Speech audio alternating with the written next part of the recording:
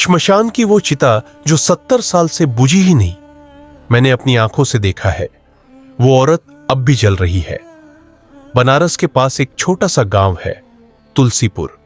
गांव से थोड़ी दूर गंगा किनारे एक पुराना श्मशान है। लोग उसे मोक्ष घाट कहते हैं। इस घाट की एक अजीब बात है, यहां एक चिता है जो 70 साल से लगातार जल रही है।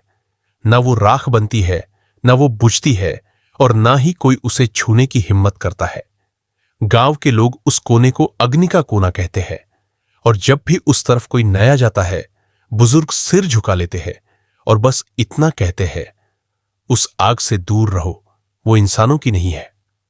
मैं हूं आरव शर्मा, दिल्ली का एक स्वतंत्र पत्रकार। डॉक्यूमेंट्री बना रहा था, भारत की अमर अग्नियां। तभी मुझे इस मोक्ष घाट के बारे में पता चला। मैं गांव पहुंचा, लोगों से बात की। सब डरे हुए थे। एक बुजुर्ग ने कहा, हमने देखा है बेटे, जो वहां गया या तो पागल हो गया या फिर कभी लौटा ही नहीं। मुझे यह सब अंधविश्वास लगा। मैंने तय किया, अगली रात मैं उस चिता के पास जाऊंगा। रात के 12 बजे, अंधेरा, ठंडी हवा और दूर मंदिर की धीमी घंटियां। मैं अकेला श्मशान में घुसा, हाथ में टॉर्च, गले में कैमरा। जैसे ही मैं उस कोने में पहुंचा, हवा रुक सी गई। चारों ओर धुआं और बीच में एक चिता नीली लो से जलती हुई। टॉर्च से रोशनी मारी और तभी मुझे ऐसा लगा जैसे कोई चिता के अंदर खड़ा है।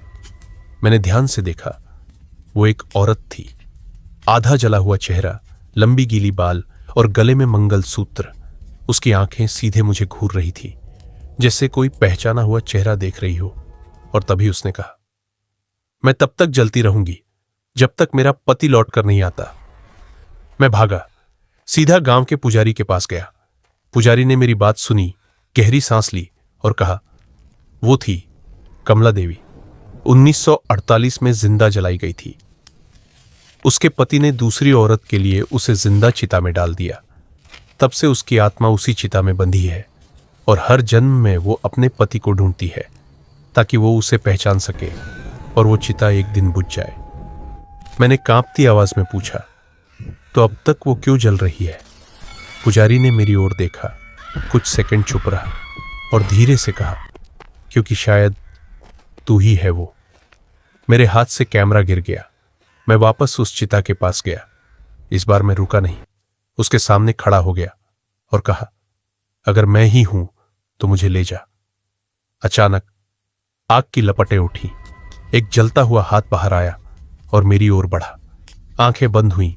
कुछ पल का सन्नाटा, फिर सिर्फ शांति।